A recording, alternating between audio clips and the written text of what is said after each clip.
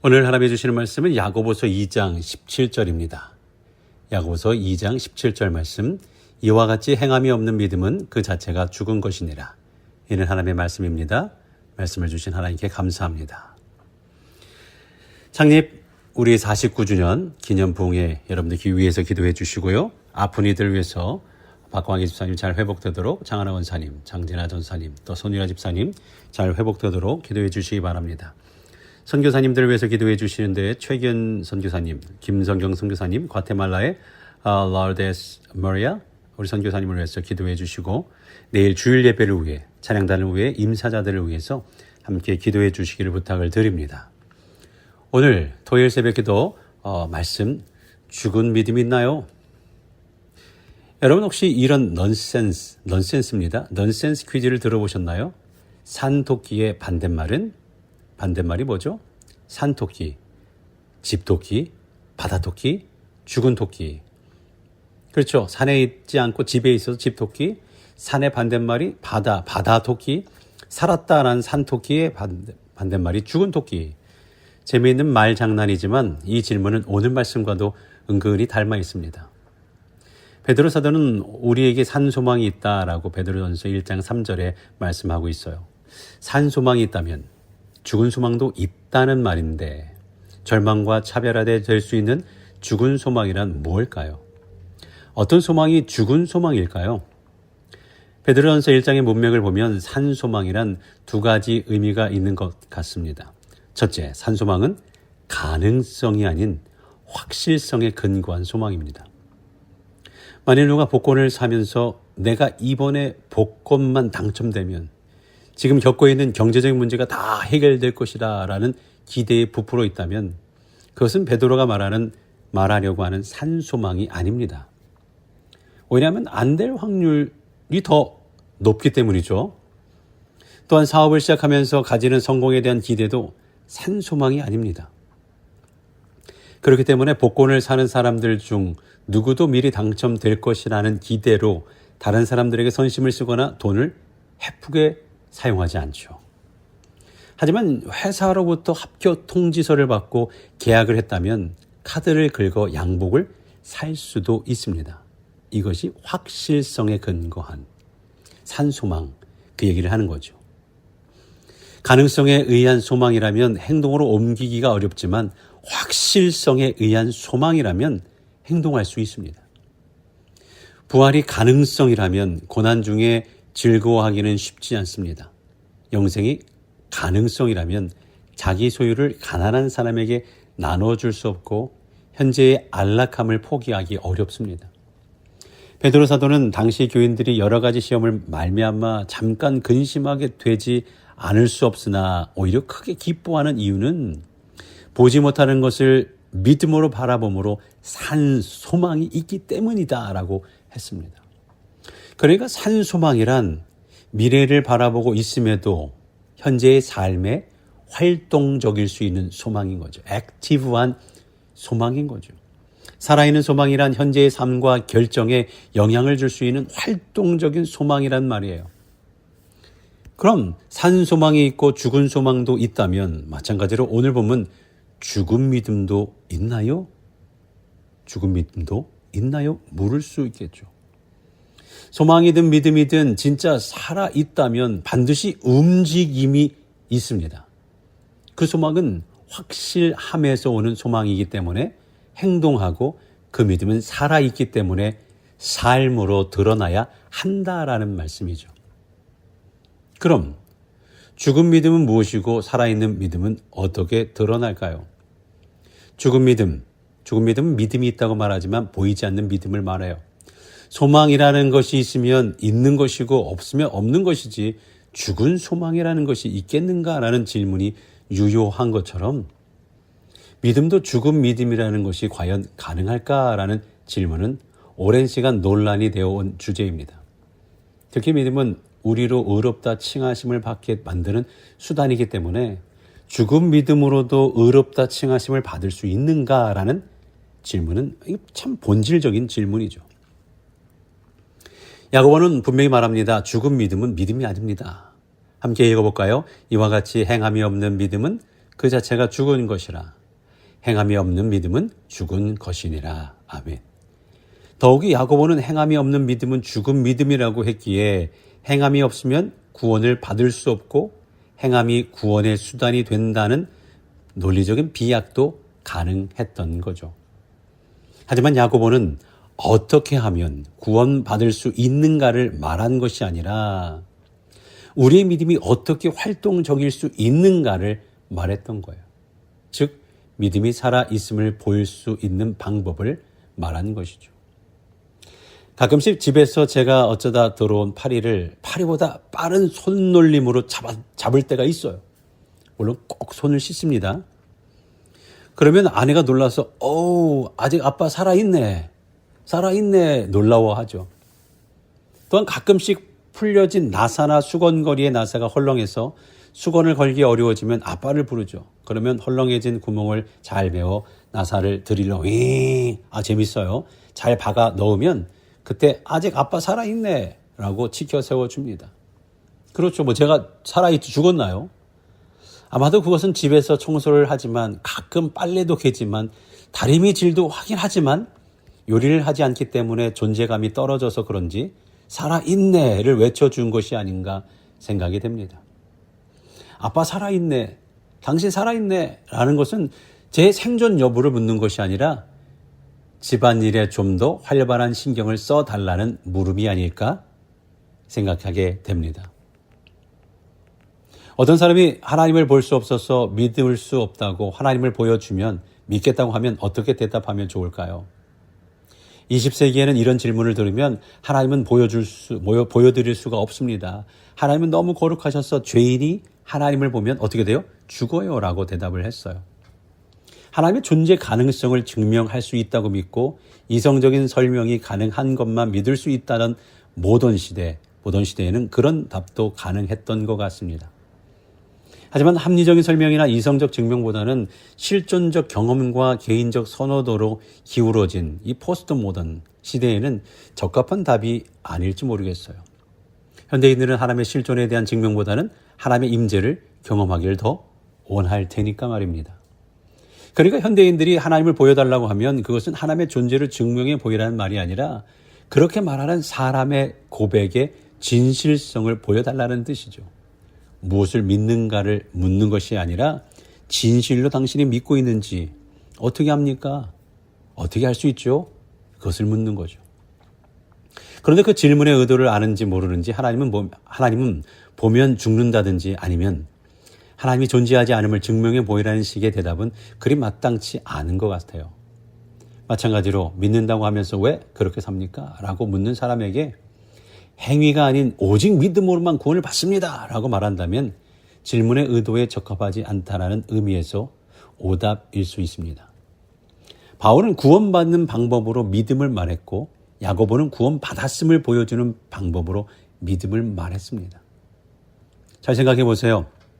바울은 이방인들에게 구원받는 게 예수님을 증거하는 게 우선이었어요. 그래서 구원받는 방법으로 믿음을 말했고 야고보는 유대인으로 다 하나님을 믿잖아요. 그런 이들에게 구원받았음을 보여주는 믿음의 방법, 열매, 그 믿음에 대해 말했던 거죠. 야고보는 행함이 다른 믿음의 한 면이라서 행함이 없으면 믿음이 없는 것이라고 말한 것이 아니라 행함이 없으면 그 믿음이 활동적이지 않아 inactive에서 살아있음을 보여줄 수 없다고 말한 것이죠. 세상에는 두 종류의 무신론자가 있습니다. 첫째는 이론적 무신론자이죠. 이들은 하나님이 존재하지 않는다고 믿고 그렇게 주장합니다. 두 번째로 실제적 무신론자예요. 하나님이 존재한다고 말할 수도 있지만 삶 속에서 전혀 하나님을 의지하지 않고 없는 것처럼 살아가는 사람들이에요. 그러니까 하나님의 존재 여부를 두고 유신론자와 무신론자가 논쟁한다면 하나님이 계신다는 증거와 안 계신다는 증거를 각자 제시해야 합니다. 이 논쟁은 끝없는 철학적 토론으로 이어지겠죠. 하지만 하나님의 임재, 즉 하나님이 지금 여기 계신다, 우리와 함께 하신다라는 이 고백의 진실성에 대해 논쟁한다면 증명해야 할 책임은 바로 우리 믿는 이들에게 있다라는 거예요. 왜냐하면 실제적 무신론자들은 이미 자기의 삶으로 하나님이 없다는 메시지를 강력하게 보여주고 있기 때문이죠. 하나님이 없는 삶을 살아가요. 오늘날 많은 사람들이 하나님이 없는 것처럼 자기 중심적으로 살아갑니다. 그 속에서 하나님을 믿는다고 고백한 사람이라면 하나님의 임재를 증명하는 책임은 바로 그 고백을 한 사람에게 있는 거죠. 야고보 사도는 바로 이 점을 강조한 거예요. 행함이 없는 믿음은 입으로는 하나님은 전능하시고 선하시다라고 고백하면서 삶에서는 마치 하나님이 안 계시는 것처럼 산다라는 거죠. 예수님의 십자가와 부활 그리고 믿음으로 주어진 구원의 특권을 말하면서도 세상이 전부인 듯 살아간다면 그 모습은 실제적 무신론자와 다를 바가 없어요. 물론 극심한 고난과 유혹 속에서도 예수님, 하나님 잘 보이지 않을 수 있어요. 마치 엄마가 시야에서 사라지면 큰일 날 줄 아는 아기처럼 이런 대상 영속성, 이 특정 대상이 보이지 않아도 계속 존재하는지 아는 것, 이 대상 영속성이 아직 신앙 안에서 자라지 못했기 때문에 이럴 수 있는 거죠. 하지만 우리의 고백이 진실하다면 그 믿음은 잠시 흔들릴 수 있어도 죽지 않습니다. 그 안에는 선행을 향한 고민, 행동하려는 의지, 혹은 그렇게 살지 못했을 때의 불편함, 이 죄책감, 이 드는 거예요. 그런 게 반드시 있어요. 야고보가 말한 행함이 없는 믿음은 죽은 믿음이라는 말씀은 행함이 없으면 믿음이 가짜다라는 단순한 선고가 아닙니다. 오히려 행함이 믿음이 살아있음을 잘 보여주는 방법이라는 말이죠. 정말 문제는 많은 사람이 이 믿음이 살아있음을 보여주는 일을 별로 중요하게 여기지 않는다는 거예요. 그 결과 입술에 고백은 있지만 세상이 보기에는 믿음이 죽은 것처럼 보입니다. 교회가 죽은 것처럼 보여요. 그러니까 믿음은 단순히 마음으로 동의한다라는 지적 차원에서 끝나지 않아야 되는 거죠. 성경이 말하는 믿음은 신뢰입니다. 그리고 신뢰는 반드시 삶으로 드러나야 합니다. 성경 전체에서 크게 두 가지 질문에 답을 하고 있는데요. 첫째는 어떻게 구원을 받을 것인가? 두 번째는 구원받은 사람은 이제 어떻게 살아야 하는가라는 거죠. 그런데 첫 번째 질문에서도 어떻게 구원을 받을 것인가라는 질문에서도 믿음이 필요하고 구원받은 사람은 어떻게 살아야 되느냐라는 질문에서도 믿음이 필요하긴 마찬가지라는 거죠. 그러니까 감리교 전통에서는 이 어떻게 구원을 받을 것인가에 대해서 구원받은 자로 칭해지는 칭의에 이르는 믿음은 그리스도를 믿음으로 죄사함을 받은 은혜의 사건이라고 정의를 하죠.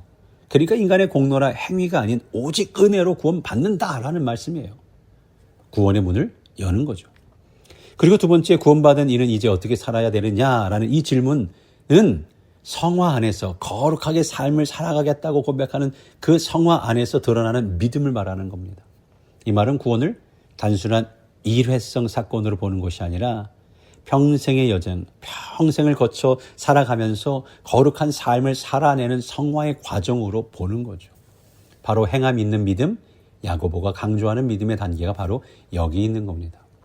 그러니까 바울은 주로 구원에 이르는 믿음을 말했고, 구원에 이르는 믿음을 말하려면 아까 말씀드렸듯이 이방인들에게 구원받으려는 믿음 이겁니다라고 말해줬던 거고, 야고보는 이미 믿은 유대인들에게 살아있는 믿음을 보여줘야 된다. 행동의 열매를, 믿음의 열매를 보여줘야 된다라고 말했던 거죠. 복음서에도 보면 주님은 살아있는 믿음에 대해서 더 말씀하셨어요.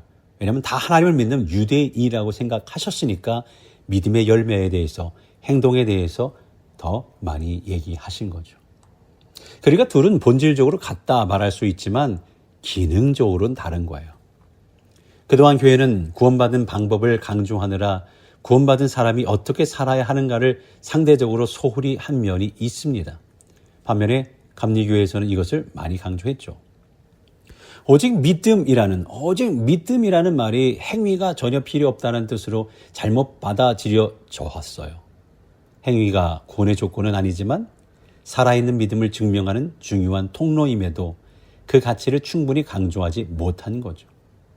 구원을 받는 것이 무엇보다 중요하다 여겼기 때문일 수도 있지만 믿음으로 인한 구원의 시작, 칭의, 거룩함으로 칭해졌다. 너 이제 거룩한 사람이다, 의인이다 라고 칭해지는 순간적인 사건인 것을 마치 구원이 순간적인 사건인 양 지적인 동의만을 구했기 때문일 수 있다라는 말이죠.